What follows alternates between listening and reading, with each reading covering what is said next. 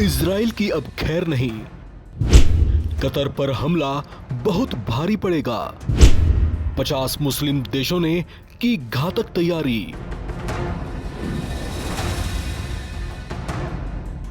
Qatar पर हवाई बमबारी करने वाले इजराइल को उसकी ये गुस्ताखी बहुत महंगी पड़ने वाली है, क्योंकि इजराइल के पर कतर ने और उसके लगातार बढ़ते जा रहे हौसलों को कुचलने के लिए दुनिया के 50 मुस्लिम देशों ने हाथ मिला लिया है। मिडिल ईस्ट ने इजराइल को आंखें दिखा दी हैं और उसे इस बात का एहसास करवाना शुरू कर दिया है कि उसने कतर पर हाथ डालकर कैसी भारी गलती कर दी है। नेतन्याहू को अब तक शायद यही लग रहा था कि खाड़ी के मुस्लिम देश बटे हुए और डरपोक देश हैं जिन्हें जब मर्जी कुचला जा सकता है, लेकिन उसकी ऐसी गलतफहमी को तोड़ने के लिए सऊदी अरब, कतर, ओमान और मिस्र समेत दुनिया के बाकी मुस्लिम देशों ने भी हाथ मिला लिया है। मुस्लिम देशों ने इजराइल के खिलाफ अपना एक अलग शक्ति संगठन स्थापित करने की ओर कदम बढ़ा दिए हैं।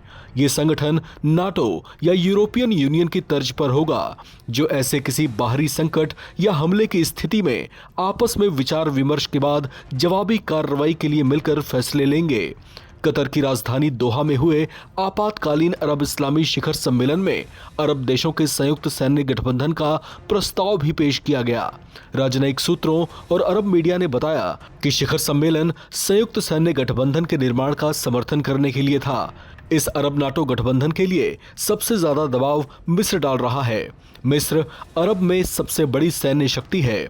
हालांकि मिस्र के अमेरिका से भी बहुत अच्छे संबंध हैं। मिस्र इजराइल के साथ भी सीमा साझा करता है। ऐसे में अगर अरब नाटो का निर्माण होता है तो इसका नेतृत्व मिस्र के हाथों में ही होगा। इन मुस्लिम देशों में पाकिस्तान ही एकमात्र परमाणु शक्ति संपन्न देश है, जो अलग ही ओवर कॉन्फिडेंस में उड़ता दिखाई दे रहा है।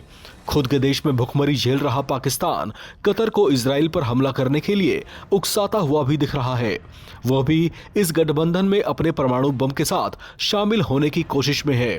पाकिस्तान का तर्क है कि उसे इजराइल के कथित विस्तारवादी मंसूबों को रोकने के लिए इस गठबंधन में शामिल किया जाना चाहिए। उसने इजराइल के खिलाफ एक समन्वित तरीके से प्रभावी निवारक और आक्रामक उपाय अपनाने के लिए एक संयुक्त कार्यबल बनाने का आह्वान किया है।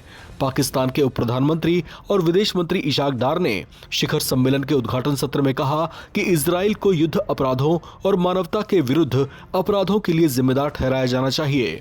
उसे इस्लामी देशों पर हमला करने और लोगों की बेखौफ हत्या करने की इजाजत किसी सूरत में नहीं मिलनी चाहिए।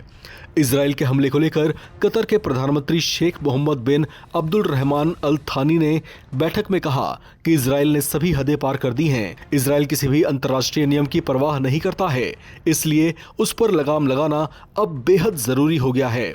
वहीं कतर के विदेश मंत्रालय के प्रवक्ता का भी बयान है। उन्होंने कहा कि अरब इस्लामिक शिखर सम्मेलन में कतर पर इजराइल के हमले के पलटवार की चर्चा जरूर की जाएगी। इस दौरान कई अहम प्रस्ताव भी पारित किए जा सकते हैं। 50 से ज्यादा मुस्लिम देशों के नेता इस पर आपसी रजामंदी दिखा रहे हैं। हो सकता है कि आने वाले दिनों में इसे लेकर कोई महत्वपूर्ण और बड़ा फैसला ले लिया जाए। इस खबर में फिलहाल इतना ही। बाकी अपडेट्स के लिए आप बने रहें नवभारत टाइम्स के साथ।